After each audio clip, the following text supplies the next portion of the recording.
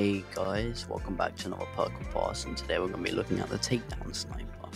Now, this weapon, as the name suggests, takes down husks, and it does that pretty effectively. It has a lot of damage, as you could see from the intro, and yeah, it's one of them weapons where it's very good in certain situations, but if you look at it overall, it's not that good, which is mainly due to the fact that it has a very unique 6 perk where it does more damage to a certain element of husks.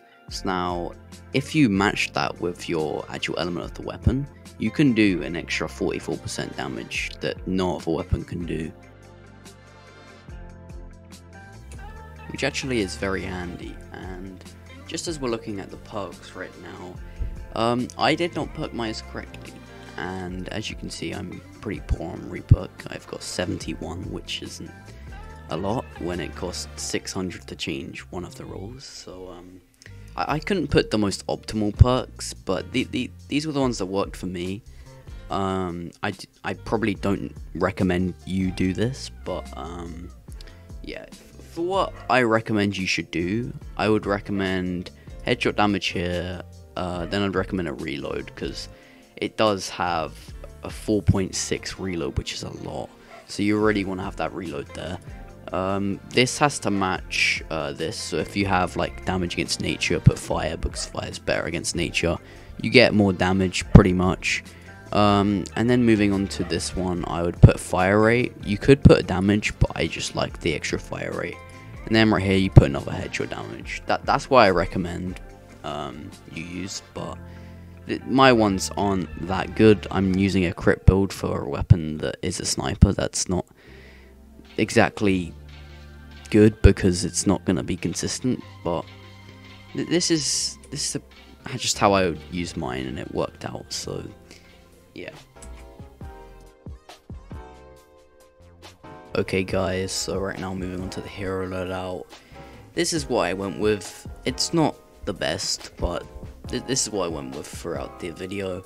So I went with Rabbit Raider Jonesy to increase my sniper critical damage by 225%, which is a lot. If you use the team perk Totally Rocking Out, that could probably one-shot the smasher that we two-shot in the intro, but I prefer Blast in the Past since it gives us more survivability. And yeah, moving on to the support team, we have Surrey and Might to just buff our damage. That's pretty much necessary with a Totally Rocking Out replacement. Then we have Saurian. Okay, this isn't supposed to be here. This is kind of awkward. I am low on gold, and god damn it. Alright, so yeah, instead there should have been a Saurian Hide, and it should have been easier, but your boy is low on gold, so I didn't get that. But yep, moving on to the next one, we have Quick Scope, which increased our damage by another 17%, which is okay. I mean, it's worth a slot. Then we have Going Coconuts, which increases our damage again by 16%, and it also gives us a load of health, and that's very OP with Blast in the Past. And then I also went with Lyso Spitfire, just to increase my mag size. It's sort of a quality of life thing. Like, I can one mag size at 140 smasher now, so yeah. And then I also went with for my gadgets, the Stationary Hover Turret and the Adrenaline Rush. These are just the basic gadgets that I use in like every build. So yeah.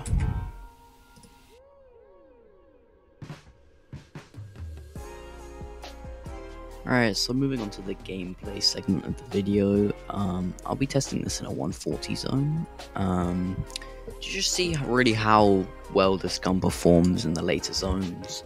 And honestly, it's pretty good. It's still held up in a 140, and I would say if you have the right element, then this is definitely one that you want to perk up. However, if you are facing the wrong element, then it can be kind of trash. Like, it doesn't do damage if it's on the opposite element. You're still doing like a quarter of the damage, which is just really bad.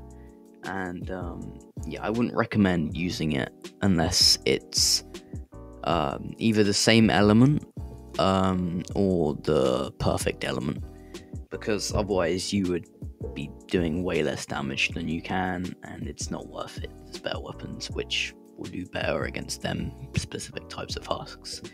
However, when these do come out properly, and not through like just a random shop appearance through the X-ray llamas, I recommend spamming the tickets until you get one for each element, because in endgame, when you have multiple of these, that's gonna be very OP, and everyone's gonna be wanting one of each element.